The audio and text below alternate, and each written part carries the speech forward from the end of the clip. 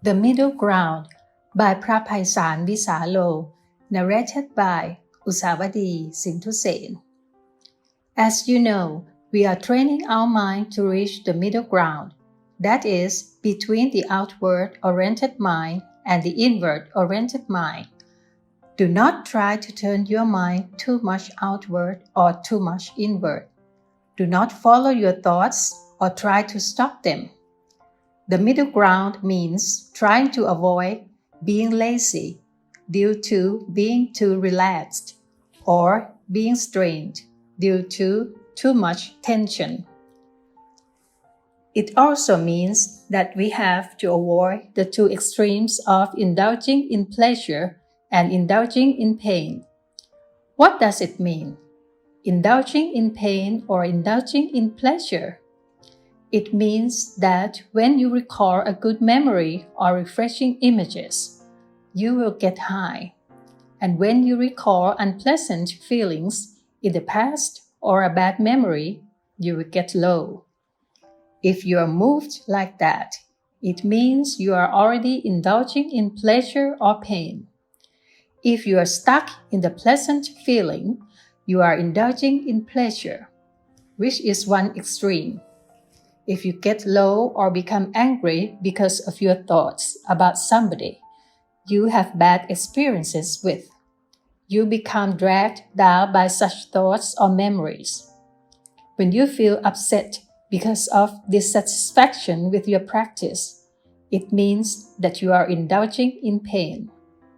So, to avoid these two extremes, try to keep your mind normal, stable, and unmoved by pleasant or unpleasant feelings, good or bad thoughts, good or bad mental experiences. The term middle ground means balanced. It has a broad meaning. It means that you do not follow the thought or suppress the thought. Do not turn your mind too much outward or too much inward. Don't be lazy or put yourself too hard, or indulge in pleasure or in pain. It is the art of meditation to keep our minds in balance, to reach the middle ground. You may feel it is very difficult to attain this state of mind, even though you have come closer to it. Sometimes you have already attained that balance, but you may be dissatisfied with it. You do not realize that you have already arrived at the middle ground, so you push yourself harder to go beyond that point. Then you are moving towards another extreme. Sometimes your mind is too much inward, so you try to relax. But you may relax so much that you pass the stage of balance, wasting a lot of time. Sometimes you do not think this is the point that you need to attain. You say to yourself, "Oh, this is not the state of awareness because so many thoughts are still coming up. I have to push myself harder." You are not satisfied with that state of mind simply because you have some expectation. So, you keep passing the state of balance without realizing that you have already experienced it. Expectations are sometimes illusory. They are dangerous because they can deceive us.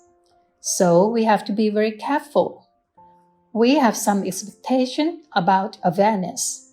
So we have already adjusted our mind to the expected state of awareness. Since we do not feel the calmness that we expected, and we feel the thoughts still arising, we keep ignoring this state of balanced mind. I'm sure that you have already experienced the state of awareness, the state of balanced mind, even though you may not realize it. So, try again. You may find it and have confidence in it. Another point is that, aside from keeping our mind in balance between the two extremes, we also need another art, the art of reconciling two opposing values. We face conflicts in our daily lives between freedom and discipline, between diligence and concentration. The point is how to reconcile these two opposing values. In meditation practice, it may be even more difficult. Luangpor Teean, my meditation teacher, always said, "Take it easy, but seriously." He kept saying that we should take it easy but seriously, or take it easy but do it all day. At first, I was quite confused, but now I understand what he meant. I think this is the kind of training that is very useful for our daily lives because it is the art of working happily and more effectively. To be happy and to be effective is a pair of values that may seem to oppose each other, but both can be reconciled. During practice, you have to learn not to expect anything, just work. If there is too much distraction, that is okay. If you suffer, that is okay. And if you are frustrated, that is okay too. You have to learn this attitude because if you want to gain something, to attain calmness, to be aware of your thoughts as quickly as possible, you will be inclined to keep turning your mind inward, trying to suppress your thoughts. After that, you will keep watching your thoughts all the time and end up ignoring the awareness of your body. Luangpor always emphasizes that we should grasp our awareness of the body and ignore our thoughts. But normally, in my experience, I seldom remembered this instruction. I tried to stop my thoughts, to suppress them, because I wanted to win. I didn't have much time, so I wanted to attain the result as soon as possible, and it got stuck. After 3 weeks, I couldn't practice anymore. I got a headache and I suffered. With a headache and a lot of pain, I couldn't sleep. I made a vow to practice with Luangpor Teean for 1 month, and 3 weeks had already passed, with only 1 week left. Feeling hopeless, I decided to leave the temple after I finished that week.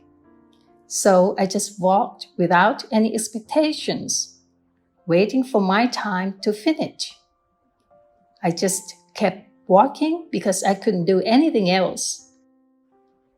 But it turned out that the last week was very good for me because once I didn't have any expectations, didn't have any hopes, and just walked to waste the time, trying to ease my tension, turn my mind from inward to outward. I felt that mindfulness suddenly developed a lot because I didn't mind anymore.